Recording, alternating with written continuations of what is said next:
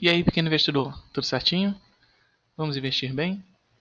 Depois do vídeo 1, em que apresentei o canal e falei um pouco sobre a minha abordagem de compra de ativos, dependendo que o preço importa, ocasião em que teci alguns argumentos rápidos e simples, chegou a hora de apresentar como vão ser feitas as análises dos ativos. Primeiro, como eu bem disse no vídeo de estreia do canal, meu objetivo é realizar estudos técnicos com pouca subjetividade para avaliar de maneira direta o preço de uma ação para aquisições direcionadas à minha própria carteira de investimentos. Dito isso, vale reforçar que, apesar de eu defender que o preço importa, é claro que partiremos da premissa de que o preço importa para a aquisição de ações de boas empresas, empresas de valor. Ou seja, não adianta avaliar empresas que não dão lucro ao longo do tempo e ficar encontrando pechinchas no meio de tranqueiras. Vai ser trabalho jogado fora. Sendo assim, aqui no canal só analisaremos empresas com bons balanços contábeis que apresentem lucros nos últimos 5 anos, podendo ser abertas algumas exceções para uma ou outra empresa que tenham tido somente um prejuízo nos últimos 5 anos, mas isso será a exceção da exceção. Dessa forma, vamos para o que interessa. Como faremos a avaliação dos preços dos ativos? Pois bem, eis que eu lhes apresento a minha planilha de avaliação de dados de balanços contábeis, que, dentre outras funcionalidades, nos instruirá em alguns dados fundamentalistas, fará comparativos, demonstrará qual o retorno das ações frente à taxa Selic, apresentará alguns dados históricos e, é claro, qual o preço justo a ser pago em determinada ação, de acordo com as diversas métricas diferentes. Sendo o ponto central do nosso vídeo de hoje, vou lhes apresentar detalhadamente e com bastante calma a planilha que nos auxiliará nessa jornada. É provável que o vídeo fique um pouco longo, mas é interessante que você acompanhe ele por completo, para entender o método por trás da minha avaliação. Pois bem, vamos lá. Aqui, nesse primeiro conjunto de células, se encontra o resumo de todos os nossos valuations. Sendo a parte mais importante da nossa planilha, eu vou deixar para tecer comentários ao final. Tá? Então a gente parte aqui para os referenciais de projeção de ganho. Nesses referenciais de projeção de ganho, a gente inicia tudo com a taxa base de juros da economia, ou seja, a Selic. Ela é o nosso ponto de partida. A partir dela, a gente vai adicionar o nosso prêmio de risco. Por que existe um prêmio de risco? Se fosse para a gente ganhar a Selic, a gente ia para o mercado de renda fixa, que é muito mais seguro. Ou seja, se eu estou correndo um risco, eu quero um prêmio por isso. Então, dependendo do setor em que a empresa atua, ou a atividade de risco, como ela se encontra, eu posso determinar um prêmio de risco maior.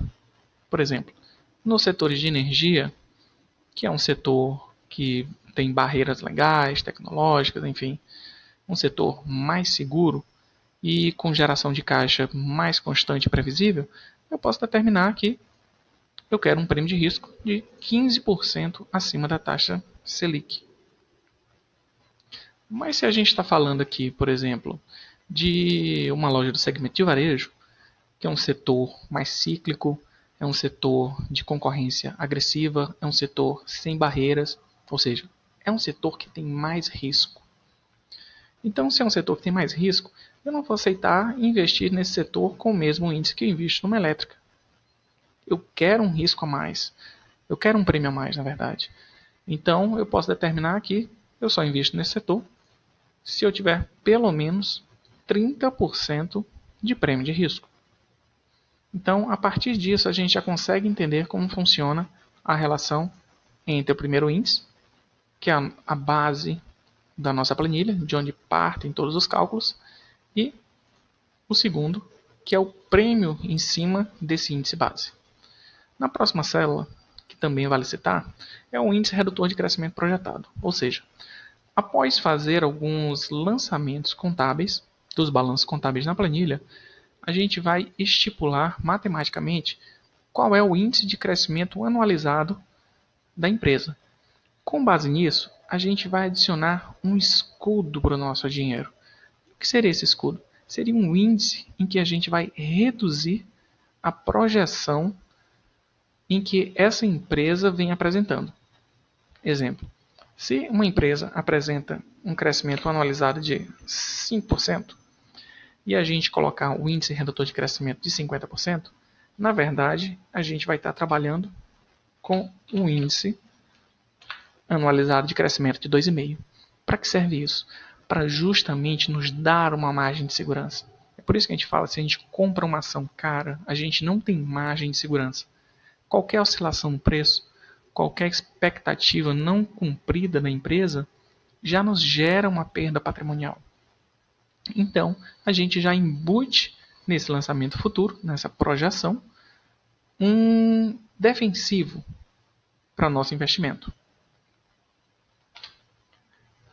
No terceiro agrupamento, o laranja, a gente vai encontrar alguns referenciais fundamentalistas. Além deles, a cotação, o maior preço nos últimos 12 meses, aqui, e o menor preço nos últimos 12 meses, para a gente se situar onde nessa métrica está o preço de hoje. Além disso, a gente tem alguns índices fundamentalistas que são muito interessantes para que a gente acompanhe durante essa nossa avaliação de preço. Depois a gente tem uns referenciais das empresas, que são alguns dados que são necessários para a gente executar os nossos cálculos matemáticos.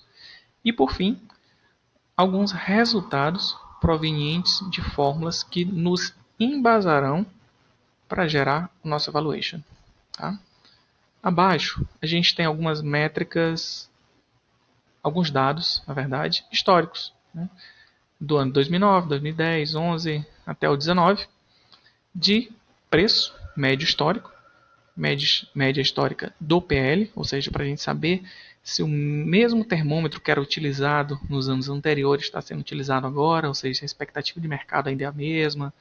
Enfim, são dados interessantes para a gente fazer uma avaliação menos fria da empresa. Além do preço, a gente fazer uma pequena ponderação. Logo abaixo, a gente tem colunas, ou a gente tem células de preenchimento com dados contábeis. Aqui a gente vai lançar os dados tabulados, nessas linhas brancas. Ou seja, a gente preenche essas linhas brancas da planilha e todas as demais são automatizadas com fórmulas para que nos gerem resultados. E a gente vai interpretar esses resultados, e esses resultados também vão gerar taxas de crescimento anualizado ou de encolhimento, vai depender do caso de cada empresa. E com base nessas taxas extraídas dos históricos, a gente parte aqui para os fluxos futuros. A gente consegue, com base em todo o histórico da empresa, os números apresentados por ela, a gente consegue projetar ela no futuro. Então a gente pega 10 anos para trás e depois projeta 10 anos para frente. Com essa projeção, a gente lança algumas fórmulas, inclusive de valores na perpetuidade, né, com algumas taxas específicas, e depois a gente traz toda essa projeção futura a valor presente. Trazendo a valor presente, a gente consegue, com esses valores, extrair determinados valuations do nosso coração da nossa planilha. Ou seja, com determinados preenchimentos contábeis, a gente vai conseguir extrair se o preço da ação está justo, sobrevalorizado ou se há um desconto naquele momento para a gente entrar nesse ativo. Vale dizer que, além dessa ponderação de número frio, com alguns indicadores fundamentalistas que eu acho interessante para a gente verificar a situação da empresa, a gente pode decidir com maior nível de segurança entrar nela ou permanecer de fora momentaneamente. Tá? Agora, vindo para o nosso coração da planilha, a gente tem aqui os seguintes valuations. Primeiro, o valor intrínseco de Graham, que é um valuation mais simplista, um valuation mais simples, menos completo, mas que serve também para nos dar um determinado referencial. Após, a gente vai encontrar o fluxo de caixa descontado, que é um dos valuations mais aceitos e mais utilizados pelos profissionais. Na sequência, a gente vai ter um valuation com base no book value futuro trazida valor presente da empresa, né, que tem como base fundamental os ativos dela, né, o valor do patrimônio. E, por fim, a gente tem o valuation do lucro, ou seja, cotação, preço, segue lucro. Então a gente faz projeções de lucros futuros com índices de redução, com determinados prêmios de risco esperados e obteremos um resultado numérico, um valor X, para saber se a cotação do momento equivale à expectativa de crescimento do lucro. Tá? Então, gente, de maneira bem resumida, a planilha se trata disso. Né? A gente faz preenchimentos e lançamentos com dados contábeis e, através de fórmulas e estudos matemáticos, a gente consegue extrair diversas métricas de valuation para saber se o preço da nossa ação está justo, sobrevalorizado ou se o preço está descontado. Ok, gente? Eu sei que o vídeo ficou um pouco longo, eu espero que vocês tenham tido paciência de assistir até o final. E, é claro, são muitas informações, então não dá para entender só com uma mera explicação, uma explicação relativamente rápida, mas com o tempo e com as análises dos ativos, eu tenho certeza que todos vocês vão começar a entender melhor e vão começar a comprar melhor também, ok? Então, gente, eu fico por aqui. Um forte abraço a todos. Curtam o vídeo, compartilhem e eu vejo vocês na nossa primeira análise em breve, tá ok? Forte abraço, tchau, tchau.